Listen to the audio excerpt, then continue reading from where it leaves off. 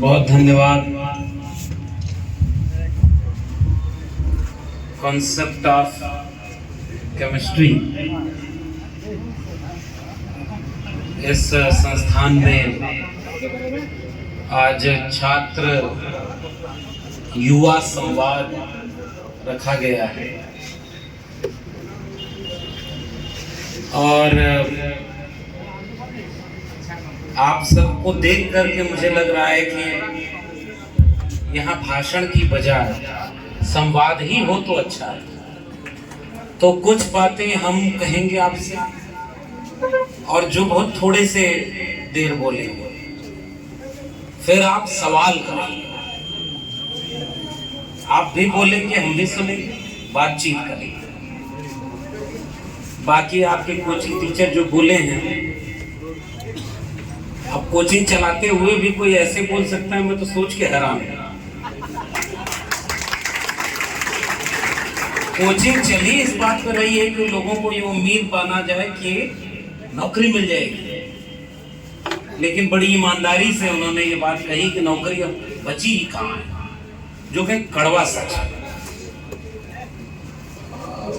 लेकिन फिर भी मैं मानता हूं कि मैं तो 14 साल, लगभग 13.5 साल से कुछ ज्यादा दिल्ली विश्वविद्यालय के अंडर ग्रेजुएट कॉलेज में ही पढ़ाता था। तो मुझे लग रहा है आप सब ग्रेजुएशन किए हो या अभी 10th 12th ग्रेजुएशन। हाँ, तो उस अनुभव पर मैं कहूं कि मैं ग्रेजुएशन के बच्चों से कई बार हाथ उठवा के पूछता था, कितने लोग यहाँ बैठे हैं जो केवल ज्ञान लेने आए हैं। तो यहाँ कितने लोग ऐसे हैं जो पढ़ाई केवल इसलिए कर रहे हैं कि उन्हें ज्ञानी बनना है। एक बच्चे ने हाथ उठाया, अब वो भी सोच रहे सब हमारी तरफ देखेंगे। अरे कहाँ कई लोग ज्ञान के लिए आए। कितने लोग ऐसे हैं जो नौकरी के लिए पढ़ रहे हैं, उसकी तादाद ज्यादा है। कुछ ऐसे हैं जो दोनों में हाथ नहीं उठाए, वो भी कंफ्यूज हैं कि वो क्यों पढ़ रहे हैं। न तुम्हें ज्ञान लेना है, न नौकरी लेनी है, तो पढ़ क्यों रहे हो? क्योंकि इस उम्र में और क्या कर सकते हैं, इसलिए पढ़ लें। ऐसे भी बहुत सारे लोग पढ़ते हैं। घर से माँ बाप जो है सवेरे जबरदस्ती चिराग भेज देता, जाओ मंडुआ गया, तुम भी जाओ कोचिंग पढ़ो। अब आप भी पढ़ रहे हैं, इस उम्र में और कहीं जा नहीं सकते। असल में ये तीनों प्रकार के लोग होते हैं हर क्लास में, हर जगह। जो लोग कहते हैं कि ज्ञान के लिए पढ़ रहे हैं, उनसे भी कुछ दिन बाद पूछेंगे तो कहेंगे कि ज्ञान तो बहुत हो गया, अब इसका क्या करें, घर कैसे चलेगा। बहुत बुनियादी समस्या है। अभी एक सज्जन मुझे मेरी ही किताब पकड़ाए, हालांकि सोचिए एक लेखक के लिए कितना मुश्किल है कि उसकी डुप्लीकेट कॉपी मार्केट में घूम रही है। हाँ, ये ओरिजिनल नहीं है, ये फोटो कॉपी करा करके किताब की शक्ल में बेचा जा रहा है, जिसका खर्चा 50, 60, 80 रुपया होगा और 200 में बिक जाएगी। खरीदने वाले को थोड़ा ही पता है। लेकिन एक लेखक के तौर पर ये मुझे कितना सुकून देने वाली बात है कि ओरिजिनल तो हजारों लोगों ने पढ़ाई, उसकी कॉपी करके, हाँ देखिए ये ओरिजिनल है, देखिए दोनों में कितना अंतर है। ये फोटो कॉपी है, इसका साइज भी देखिए कितना छोटा है। लेकिन एक लेखक के लिए बड़ा अच्छी चीज है कि उसकी किताबें फोटो कॉपी करा के भी लोग पढ़ रहे हैं। तो ये तो हमारे लिए बहुत अच्छी बात है। तो हम लोग जो शिक्षा पाए और जिस 2025 में हम खड़े, उस समय जो हमारे प्रोफेसर साहब, कई लोग बैठे हुए हैं, बहुत सम्मानित प्रोफेसर। अच्छा, मैं आपको एक और बात बताऊं, वो भाषण नहीं कर रहा हूँ, मैं संवाद है, संवाद की तरह ही बात कर रहा हूँ। अभी आप लोगों को जल्दी तो नहीं, भूख तो नहीं लगी? कितने लोग खाने के लिए जी रहे हैं? अरे उसमें भी एक आदमी है। कितना वैरायटी टेस्ट करते हो, हर रोज एक ही खाना खा रहे हो, बदल बदल खाते हो। तो ये तो खैर कुछ बुनियादी बातें हैं। ये जो सामने विश्वविद्यालय है, ये वो विश्वविद्यालय है जिसमें मेरी परमानेंट नौकरी लग गई थी। आज से तकरीबन 6-7 साल पहले की बात होगी। इसी विश्वविद्यालय के हिंदी विभाग में परमानेंट नौकरी में। लेकिन मैं दिल्ली विश्वविद्यालय में था, और कभी मौका मिले, मेरी किताबें इसलिए नहीं कह रहा हूं, और अभी आपकी उम्र में पढ़ना भी नहीं चाहिए। अब आपको मास्टर साहब आधा सच बोल के ही चले गए, क्यों नौकरी के लिए पढ़ रहे हो, पूरे उठो, आंदोलन के लिए पढ़ो। तो आप भी जाके पूछना कि आपकी उम्र में हो जाएंगे तो आंदोलन करेंगे, अभी तो पढ़ लेंगे। तो आप लोग कितना आंदोलन कर लिए, थोड़ा आलोचना होनी चाहिए, बातचीत कर रहा हूं। बाबा साहब से एक बात सीखने की है। जंगे आजादी चल रही थी तो विदेश में कुछ लोग गए और उन्होंने कहा कि आजादी देश को दिलाने की लड़ाई चल रही है, चलिए साथ दीजिए। तो बाबा साहब ने पूछा कि किससे आजाद करने की लड़ाई चल रही है? तो उन्होंने कहा अंग्रेजों से। फिर किस बात की? तो कहे कि उन्होंने हमें गुलाम बना रखा है, हम उन्हें भगाएंगे और जनता का राज ले आएंगे, अपना राज होगा। तो बाबा साहब ने कहा कि लेकिन हमारा समाज तो जब अंग्रेज नहीं थे तब भी गुलाम था, अंग्रेज नहीं होंगे तब भी गुलाम होगा। पहले कोई और गुलाम कर रहा था, फिर कोई और आ जाएगा। बाबा साहब अपनी पढ़ाई को बीच में छोड़ करके जंगी आजादी में कूदने नहीं आए, और इसका अर्थ कतई नहीं है कि बाबा साहब नहीं चाहते थे कि अंग्रेज इस देश से भागे। उसके बाद तो वो जब देश लौटे तो इतनी तरह की चीजें रही, उन्हीं अंग्रेजों की सत्ता से बार्गेन करके साफ तौर पर कहते हैं कि मेरे हित और मेरे देश के हित में से मुझे अगर एक चुनना होगा तो मैं अपने देश का हित चुनूंगा। ऐसा नहीं है कि वो देशभक्ति उन्हें पता नहीं। जब भगत सिंह शहादत दे रहे हो एक समय, 23 साल की उम्र, और उस समय भगत सिंह जितना पढ़ करके लिख गए, सदियों में कभी कभी कोई भगत सिंह पैदा होता, सदियों में से कोई अम्बेडकर निकलता है, वो भीड़ में नहीं पाए जाते। हंसों की नहीं पंक्तियां, लालों की नहीं बोरियां, हंसों की नहीं पात, और शेरों के नहीं लेहड़े, संत न चले जमात। संत कबीर ने कितनी महत्वपूर्ण बात कही है कि आप अगर कोई बहुत महत्वपूर्ण चीज कर रहे हैं, बनावटी चीज बहुत देर भरोसा नहीं रखना चाहिए, छोड़ दीजिए। उसका मतलब यह है कि बहुत कीमती चीजें भीड़ में नहीं होती, संख्या में नहीं होती, बहुत रेयर कोई उसमें से भगत सिंह निकलता है। लेकिन एक बात भगत सिंह से सीखने की है, 23 साल की उम्र में जितना वो लिख गए, जितना वो पढ़ गए, उतना आपकी उम्र में नौजवानों को कुछ पता होता है नहीं। अब तो मोबाइल आ गया, अब तो ग्रुप भी चल रहा है ट्विटर पर। सुनने ग्रुप क्या है पता है? नहीं पता है? पता है क्या है? एआई है। एआई क्या है? Artificial intelligence. इसका मतलब क्या है? नहीं, बच्चों से पूछेंगे, मास्टरों से नहीं बताया। मतलब इंटेलिजेंस तो ह्यूमन ब्रेन का होता था ना, अब एक आर्टिफिशियल इंटेलिजेंस बन गया। मनुष्य नहीं है वो, मशीन है। आप तो उससे पूछो कुछ भी बता देगा। बाबा साहब के पास कितनी डिग्री थी? एक 32 का चलता है अभी, कई तरह की, 4 तो पीएचडी की, 3 या 4। और फिर ग्रुप से पूछो कि क्या बाबा साहब के पास कोई फर्जी डिग्री भी थी? नहीं बताएगा। फिर पूछना कि भारत में किसकी डिग्री फर्जी है, तो वो नाम बता देगा।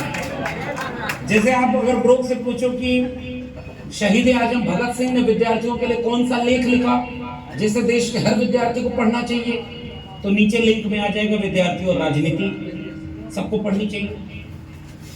जैसे आप भगत सिंह के बारे में और कुछ पूछो कि शहादत क्यों दी, उनका आखिरी खत क्या है, तो भगत सिंह 23 साल की उम्र में लिखते हैं कि जीना तो मैं भी चाहता हूं, लेकिन मैं गुलामों वाली जिंदगी नहीं जी सकता।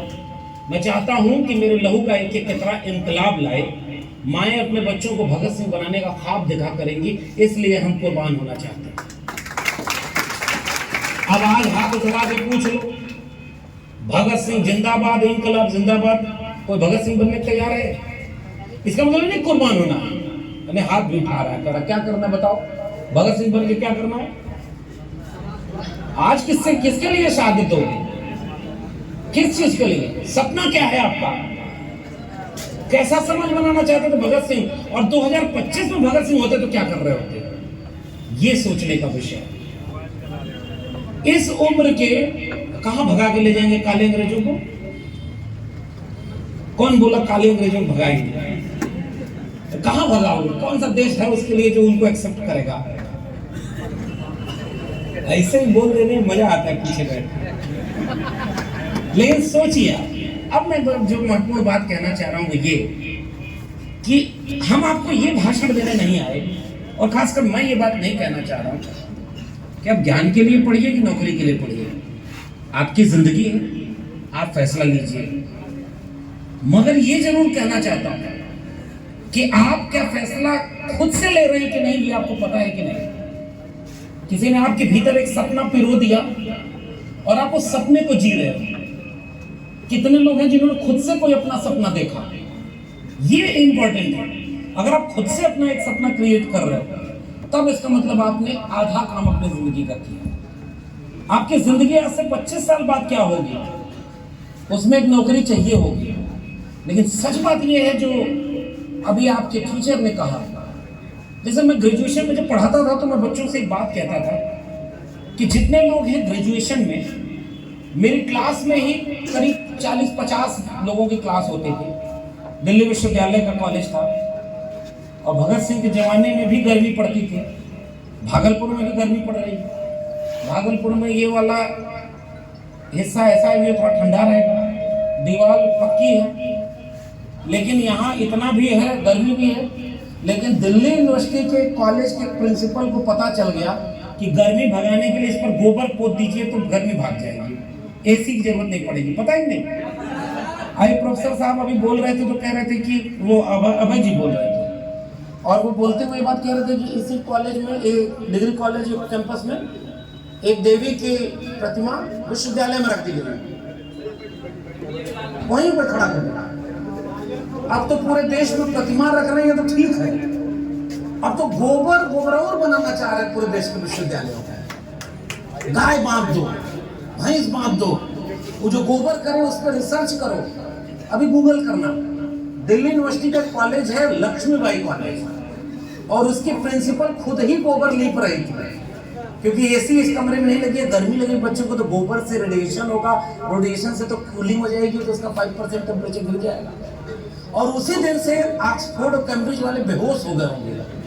गोबर तो वहां भी है, लेकिन ये रिसर्च नहीं है। भगत सिंह के सपनों के भारत में ये दृश्य नहीं था। आप अपनी नौकरी के लिए पढ़ें, लेकिन ये भी तो देखें कि किस समाज में आप जाएंगे, जिसका इशारा शायद पूर्व के वक्ताओं ने दूसरे ढंग से कहा। हम इमोशनल होकर जय भीम का नारा लगा करके कहें कि बाबा साहब ने अपने जीवन में क्या कमाल का जीवन जिया साहब, क्या लड़ाई लड़ी, कहीं नहीं लेके गए कि मेरी जयंती मनाना, और दुनिया में शायद ऐसा कोई और होगा महीनों जिसकी जयंती मनाई जाती हो। इतना बड़ा सदी का नायक कभी कभी कोई पैदा होता है कि इस देश में बाबा साहब। ये भी काम बहुत आसान था, इस बात पे ताली बजाना। अब उससे महत्वपूर्ण काम, उससे कठिन काम क्या है? बाबा साहब तो अपने हिस्से का काम करके गए। आज वो लड़ाई अगर आज वो होते तो क्या कर रहे होते? वो भी कंपटीशन तैयारी कर रहे होते, कोचिंग जा रहे थे। मुझे पता नहीं अभी बहुत, लेकिन मुझे जितना समझ में आ रहा है, इस कोचिंग संस्थान का उद्देश्य, क्योंकि यहाँ पर लिखा भी योग्य शिक्षक की पहचान करें, व्यावसायिक शिक्षक की नहीं। मुझे उम्मीद है कि ये व्यावसायिक केंद्र से ज्यादा एक सोशल रिफॉर्म का ट्रेनिंग सेंटर की तरह शायद काम कर रहा होगा। इसलिए मैं बधाई देता हूं कि आप इस जगह पे। मेरा आपसे मेरी सलाह, मेरी गुजारिश, अभी आपकी उम्र में मैं कोई और बहुत भाषण इधर उधर की नहीं हूं। 2-3 छोटे छोटे टिप्स।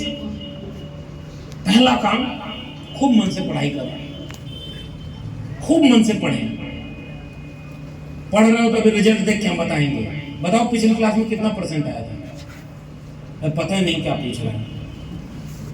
कितना परसेंट है? बिहार के टॉपर है कि नहीं आप? तो कौन पढ़ाई पढ़ रहे हैं? ऐसा टॉप आप करो तब तो। चांद पे पहला आदमी कौन गया था? है? वो नहीं बोला, वो जो पढ़ रहा है वो नहीं बोला, बाकी सब बोल रहे हैं। और दूसरा कौन गया था? एक आध दो लोग पता, बाकी नहीं। तो अभी ये कहने का मतलब कॉमन सेंस बनता कैसे? पहले आदमी को सब याद रखता है, बाकी को या तो आप एक रेस में शामिल हो जाइए। सत्ता और सरकारें चाहती हैं सिलेबस में मशगूल हो जाओ, नौकरियां बाहर इतना कम कर दी जाए, कंपटीशन बढ़ेगा इससे। सोचो, साइंस सोचो, ब्रेन से सोचा जाए। सारा भारत अगर एजुकेट हो जाएगा तो एजुकेशन जो सबसे महत्वपूर्ण चीज सिखाती है वो क्या है? शिक्षा सबसे महत्वपूर्ण चीज सिखाती है सवाल करना। और बिहार के लोगों में ही मैं तो कई बार सैल्यूट करता हूं कि बिहार के नौजवानों में बहुत उम्मीद है। आप इस उम्र में अगर इतना समझ रहे हैं तो बहुत अच्छी बात है। तो शिक्षा जो सबसे महत्वपूर्ण चीज सिखाती है वो सवाल करना, सोचना। मैं होता तो मैं इसका जवाब देता पहले सोचना, समझना और सवाल करना। बिना सोचे समझदारी नहीं बनेगी और बिना समझदारी के आप सवाल नहीं कर पाएंगे। फिर ऐसे ही कोई सवाल होगा। कोई भी सरकार कभी भी ये चाहेगी क्या कि पूरा देश उसका शिक्षित हो जाए? क्यों नहीं चाहेगी? शिक्षा आएगा तो हक और अधिकार की बात करेगा। फिर सरकार को इससे दिक्कत क्या होगी?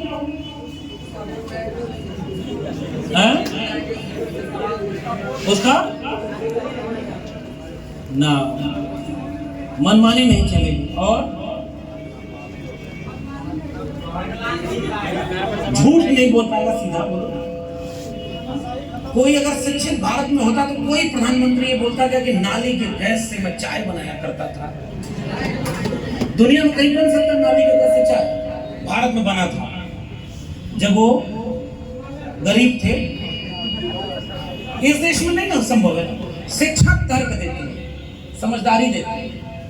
शिक्षा ये समझाती है कि कितना भी तुम वीडियो बनाकर वायरल करो कि गोबर को रोटी में लपेटकर 100-100 ग्राम खाने से बीमारी ठीक होती है। पढ़ा लिखा आदमी क्या करना है? गोबर खाने की चीज नहीं है। वो खाद में बना करके खेत में डालोगे, अनाज पैदा होगा। और आजकल देश को कहां ले जाया जा रहा है? गोबर लीप लो तो कोरोना नहीं होगा। मैं इसीलिए कहूं दिल्ली विश्वविद्यालय में प्रिंसिपल गोबर लीप रही है और ये मजाक नहीं है। आप कल को जिस समाज में नागरिक बन के जाएंगे, जब शिक्षा पूरी हो जाएगी, उस समाज से आपको कोई वास्ता ही नहीं होता। अगर साइंस के स्टूडेंट है तो और ज्यादा नहीं होता। तो जब जहां कीचड़ भरा होगा आप वहां जाओगे तो कीचड़ आपको भी लगेगा।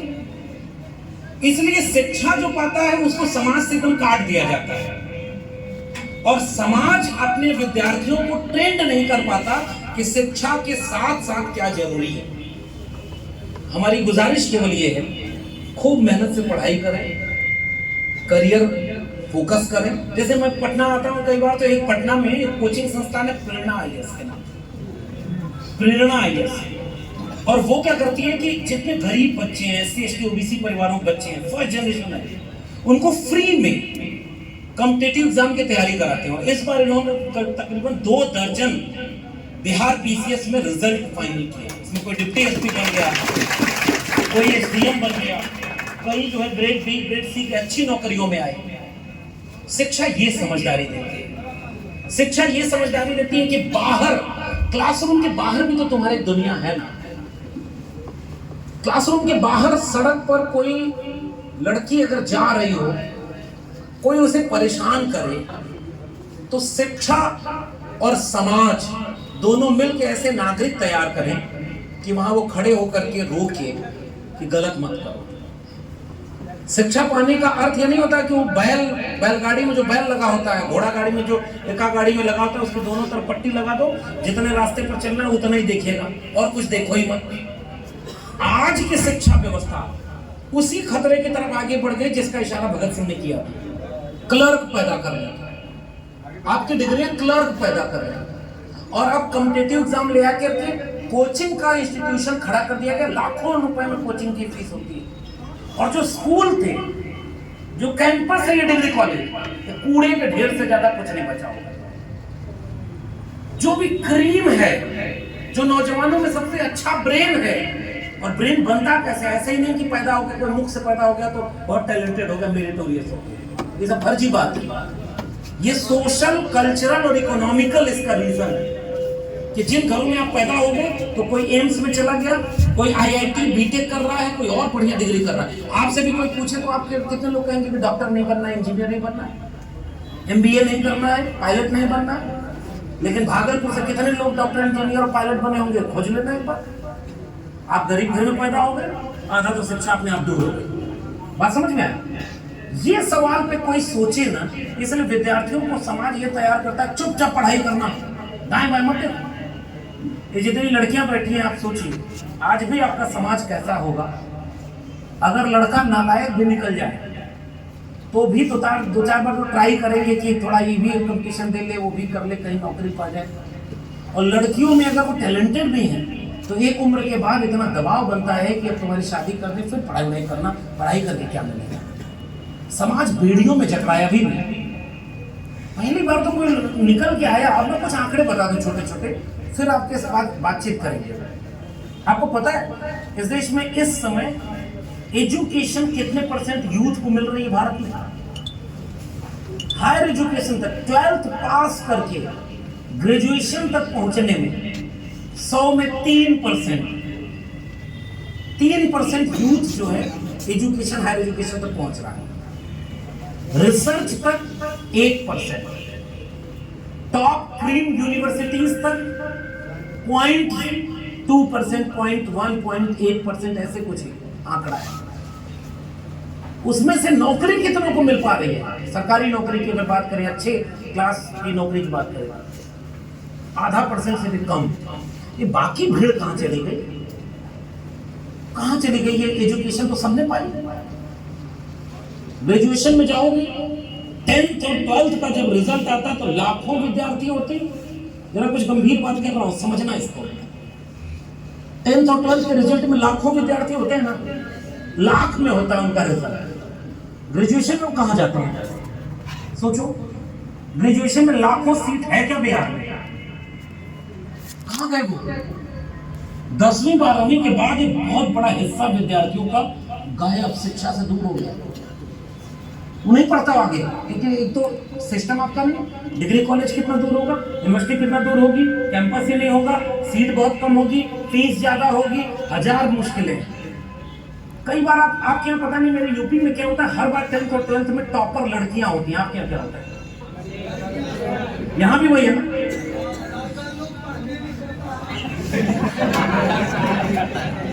लड़का लोग पीछे से कुल बुला रहा होगा कि हम नहीं पढ़ते।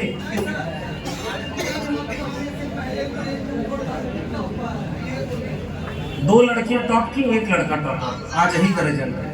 लड़कों के पास कई काम होता है ना, चौराहे पर है,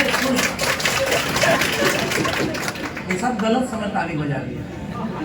अपनी बेइज्जती पर ही जो खुश हो जाए। काम क्या है लड़कों के पास? चौराहे पर बैठ के गप करना, वहां हुड़दंगई करना, वहां क्रिकेट खेलना, या ये करना, वहां वो करना। लड़कियों के लिए समाज में इतना स्पेस नहीं है। और लड़कियों को अगर वो थोड़ी भी समझदार है तो उनको पता है कि अगर उन्हें अच्छा जीवन जीना है तो उनके लिए शिक्षा कितनी जरूरी है। इसलिए बहुत मन से पढ़ती हैं। लड़कों को हमने तो सभ्य नागरिक भी नहीं तैयार किया। जितना दंगा होता है उसमें महिलाओं को देखा है कभी तलवार लगाते हुए, अरे धर्म बचाने हम आए हैं। महिलाएं क्यों नहीं जाती? क्योंकि पुरुषों को आपने ऐसे तैयार किया होता है, उनमें हिंसा, उनमें कुंठा, उनमें तमाम तरह की चीजें भरी है। हमारा बाहर का समाज इतना सुरक्षित किसकी चलते हैं? महिलाओं चलते हैं। ये जितना चोरी छिनैती जितना होती है उसमें से कितना महिलाएं करती हैं। बहुत सारे कुंठाएं हैं, उसको छोड़ दो। अभी अब बहुत कुछ समझना है, समझना है। मैं ये भी नहीं कह रहा हूँ कि लड़के पढ़ते नहीं, मगर मैं सोच रहा हूँ ग्रेजुएशन में मैं अपने क्लास में जब पढ़ाता था तो लड़कियां कम थी, लड़के ज्यादा थे। इसका मतलब जैसे जैसे फिल्टर एजुकेशन में होगा, जो फर्स्ट जनरेशन के बच्चे हैं वो शिक्षा से दूर होते चले जाएंगे। गरीब घर में है, शिक्षा से दूर। फीस महंगी है, शिक्षा से दूर, गांव में रह गए बहुत शिक्षा से दूर, आप अपने घर के बड़े हैं तो तुरंत जाकर मजदूरी करिए। हमारे देश का शिक्षा व्यवस्था बर्बाद हो चुका है और इस बात को हमने अपने प्रोफेसर की डायरी में बहुत सिलसिलेवार बताया। लेकिन फिर से कह रहा हूं, गेहूं के ढेर से भी, कूड़े के ढेर से भी गेहूं का दाना खोज लेते हैं। हमें जिंदगी का फलसफा सीखना है उन परिंदों से जो कूड़े के ढेर से भी गेहूं का दाना खोज लेते हैं। लाख बाहर विपरीत परिस्थितियां, जीना तो इसी समाज में है। इसलिए मैं केवल कंक्लूड करूं अपनी बात को, तो आपकी उम्र में 2-3 सलाह मैं दूंगा। बेहतर नौकरी मिले ना मिले, बेहतर डिग्री मिले ना मिले, बेहतर इंसान अगर नहीं बने तो फिर पढ़ने का कोई मतलब नहीं। और इंसान बनने का मतलब क्या है? दूसरे के दुख को भी अपना समझना है। देश कैसे बनता है पता है? कोई देश, कोई समाज अपना तब बनता है जब तक उसमें साझा सुख और साझा दुख ना हो। साझा सुख, किसी दूसरे की खुशी में खुश होना, उससे ज्यादा जरूरी है साझा दुख।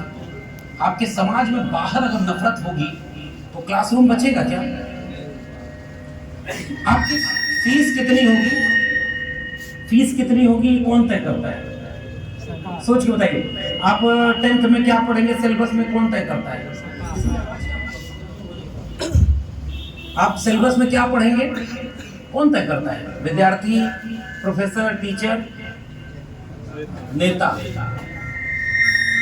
फीस कितनी होगी कौन तय करेगा? राजनीति। नौकरी कितने लोगों को मिलेगी, वैकेंसी कब आएगी, पेपर लीक होगा कि नहीं होगा, कौन तय करता है? राजनीति। जब सब राजनीति तय करती है तो आप राजनीति को क्यों नहीं तय करते? भगत सिंह अपने लेख विद्यार्थियों राजनीति में यही सवाल करते हैं। बाहर आग लगी रहेगी ना तो न किसी का घर सुरक्षित होगा, न कोचिंग, न अपनी नौकरी, न अपना परिवार। 2 लड़ाई इसलिए हर उम्र के नौजवानों को लड़नी पड़ती है। एक वो जो आप अपने परिवार से सपना लेकर अपनी जिंदगी का आगे बढ़ रहे हैं। शिक्षा भी पानी है, ज्ञान भी पाना है, नौकरी भी पानी है। मैं नौकरी को कमतर नहीं कर रहा, इसलिए वो लड़ाई भी लड़नी है। लेकिन जिस समाज में जाना है रहने के लिए, उस समाज में अगर आग लगी रहेगी तो फिर वहां अपनी नौकरी लेकर कितने दिन बचे रहोगे? कभी कितना दिन तक बच पाएंगे? इसलिए नए नागरिक जब पैदा करने की बात हम बतौर समाज कर रहे हैं, ये कोई क्लासरूम नहीं चल रही, ये एक एक्स्ट्रा करिकुलर एक्टिविटी हो रही है। आपका सिलेबस यहाँ नहीं डिस्कस किया जा रहा है। इसमें से कोई, हम लोग भाषण दे रहे हैं, इसमें से कोई पेपर आपका क्वेश्चन पेपर में एक भी सवाल नहीं आने वाला है। लेकिन आपकी जिंदगी कैसे बेहतर हो उसके लिए इन्होंने कोशिश की कि छात्र युवा संवाद किया। क्या हम ऐसे मूर्ख नागरिक तैयार करना चाहते हैं जिसको शिक्षा में डिग्रियां तो बहुत अच्छी आती हैं, जिसकी हैंड राइटिंग तो बहुत अच्छी है, रट करके वो बहुत अच्छे नंबर ले आते हैं, टॉपर हैं? और हमारे यहाँ बचपन में गांव में हमारे बुजुर्ग लोग होते थे, तुम बहुत अच्छा पढ़ते हो, बताओ कह दो ना 3। अब जब हम लोग छोटे थे कहते हैं हाँ ये तो पढ़ाई नहीं गया।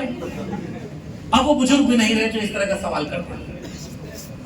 69 पढ़ा कि 72 पढ़ा पता ही नहीं, पूछ दो आज लोगों को। अब वो समझ चला गया, पुराने पूछ देते थे ऐसे। हम लोग ऐसे रिश्तेदार से सबसे पहले चिढ़ते थे जो आते ही कहता था 19 का पहाड़ा सुनाओ बेटा। उसको पानी देने भी अगली बार नहीं जाते थे, कहाँ से आता है रोज भगाओ यहाँ से। इसका अपना बेटा तो पूछता नहीं। इसका मतलब क्या? लेकिन जब भारत गरीब था तो फ्री में शिक्षा देता था। सब सरकारी स्कूल से, पुराने प्रोफेसर लोग जो पढ़े हैं सरकारी स्कूल से पढ़े, और आपके देश ने सरकारी स्कूल बर्बाद कर दिया, बंद कर दिया। प्राइवेट स्कूलों में फीस महंगी हो गई। बताओ शिक्षा सबके लिए दूर हो गई कि नहीं हो गई? ये कौन तय कर रहा है? ये राजनीति तय कर रही है। और राजनीति चाहती है कि जाहिलों की भीड़ तैयार हो, जिसको अगर कोई बता दे कि धर्म खतरे में है तो वो तलवार लेकर दौड़ पड़ेगा। कौआ कान लेके गया, कौआ को एकदम क्या ही पड़े हैं, एकदम दौड़ा, छोड़ेंगे नहीं तुमको। बाद में कोई मिला कान तो आपके यहाँ है, अरे नहीं फलाने बोले हैं तो सही, हमारा कान ये नहीं दूसरे का होगा। वो गलत थोड़े बोलते हैं, दिल्ली में बैठते हैं। ये समझदारी शिक्षा देती है। इसलिए मैं केवल अपनी बात समेटते हुए आपसे केवल एक गुजारिश करूंगा, करियर भी बनाना है, ये आपका देश है, नौकरी भी आप लेंगे। आप क्यों नहीं डीएमएसपी बनेंगे? आप क्यों नहीं सुप्रीम कोर्ट के जज बनेंगे? अब्दुल कलाम के बारे में एक बात मुझे बहुत पसंद आई। वो कहते थे कि सब छोटे सपने देखना पाप है, गुनाह है। पाप पुण्य नहीं भी मानते हो तो ये मानो कि अपराध है, सपने बड़े देखो। और बाबा साहब अम्बेडकर के गुरु महात्मा फूले कहते थे, विद्या बिना मति गई, मति बिना गति गई, गति बिना वित्त गया, वित्त बिना शूद्र चरमराए, एक अविद्या ने जाने कितने अन्याय कर दिए। इसलिए कोई सरकार कभी नहीं चाहेगी कि एक पढ़ा लिखा समाज पैदा हो, जागरूक समाज पैदा हो। घर में माँ बाप नहीं चाहते कि बेटा बेटी ज्यादा सवाल करने लगे, लेकिन दो तरह का समाज आपके यहाँ बटा हुआ है। एक वर्चस्वशाली समाज है जो अपने नालायक बच्चों को भी अच्छी शिक्षा दे रहा है, और जो दूसरा समाज है थोड़ा भी अगर फेल हुआ, कमजोर हुआ, वो उसे मौका नहीं देता।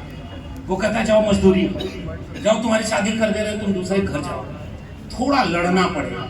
सावित्रीबाई फूले, इसीलिए मैंने तीसरा पॉइंट करने की कोशिश की, अपने इतिहास को जानो, कभी मौका मिले तो पढ़ा करो, एक्स्ट्रा करिकुलर एक्टिविटी जानो कि ये लोग जो आज अम्बेडकर की बात कर